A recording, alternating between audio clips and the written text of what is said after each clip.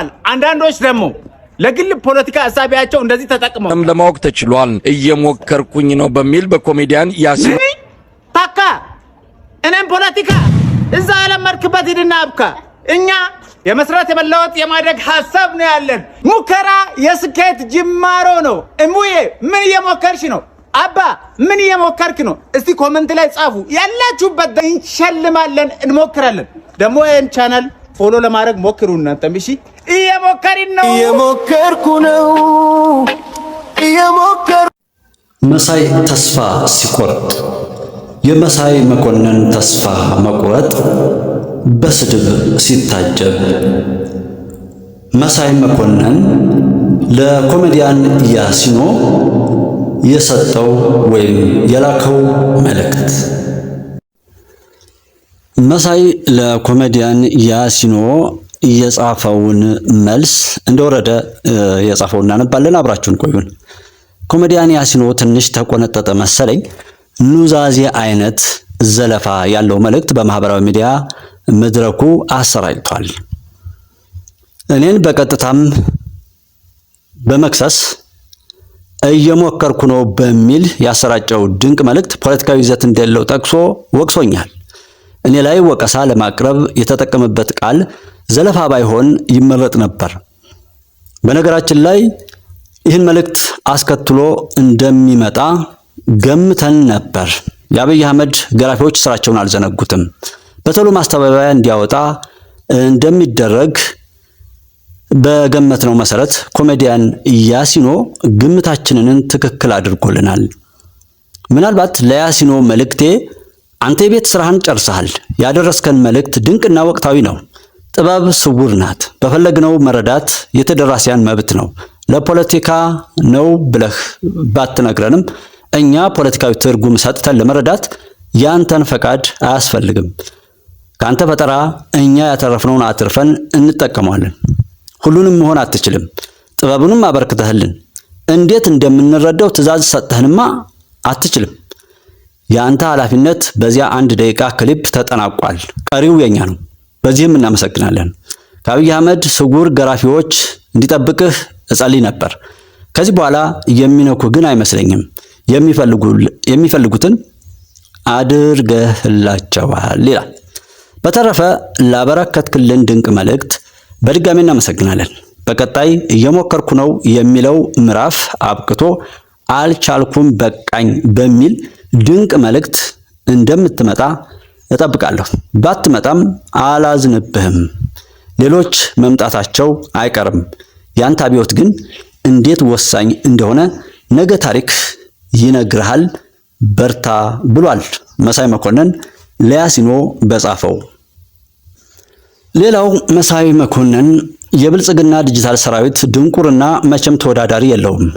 በኦሎምፒክ ድንቁርና አንድ የውድድር አይነት ሆኖ ቢዘጋጅ ኢትዮጵያ በብልጽግናዎች አማካኝነት ወርቁን እንደምታፍስ ጥርጣሬ የሚያስፈልገው አይደለም። በኤአይ ዘመን ላይ እየኖሩ የጋርዮሽ አስተሳሰብ ደም መቅኒያቸውን ተቆጣጥሮ ሀብታቸውን እንኳን መደበቅ የማይችሉ መሆናቸው እጅግ የሚገርም ነው። ሰሞኑን የገዱ አንዳርጋቸው ቁንጥጫ ህመሙን አልቻሉትም። እንዳበደ ሰው እያስለፈለፋቸው ነው ይላል መሳይ። አስቡት፣ ማን ጋርዮሽ ማን እንደሚዋሽ ማን ምን እንደሚል ይሄን ሆን ብዬ ነው ያመጣሁት። ሌት ተቀን ሲዋሽ ዘመቻ አንድነት፣ የወሎው ድል፣ ዘመቻ ሰማዕታት፣ የአፋሃድ ምስረታ፣ የአፋብን ምስረታ፣ ሌላም የጥምዶ ምስረታና ሁሉን ነገር በሉት መሳይን ያወራውን እዛው ዩቲዩብ ገጹ ላይ ሄዳችሁ ማግኘት ትችላላችሁ። ይቀጥላል። ለአንድ ቀን አደፈጡና ከዋና ማዘዣ በተሰጣቸው መመሪያ መሰረት ፌክ የሆነ ተራና ቀሽም የዋትስአፕ መልእክት አንጠልጥለው እዚህ መንደር ሲሯሯጡ እያየሁ ነው።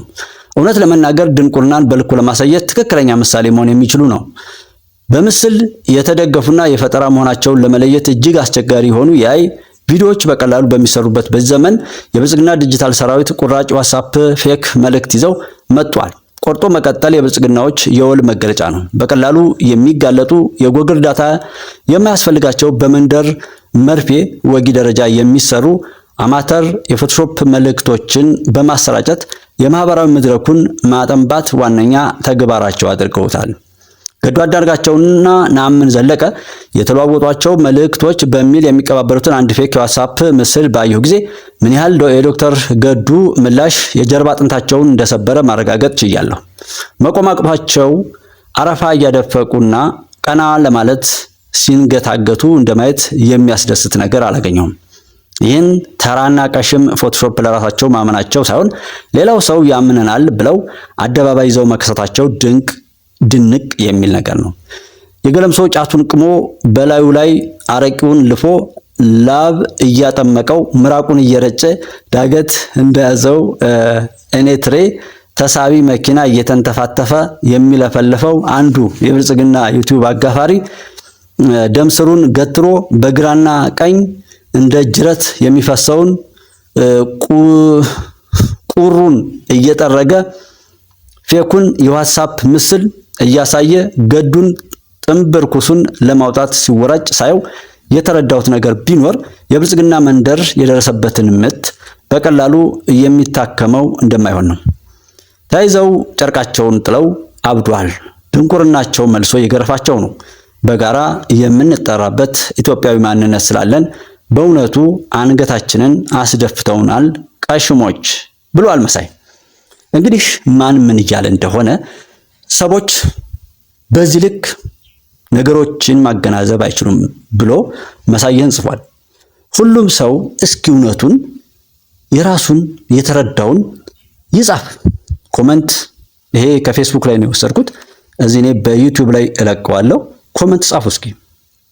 ሌላው ጨምር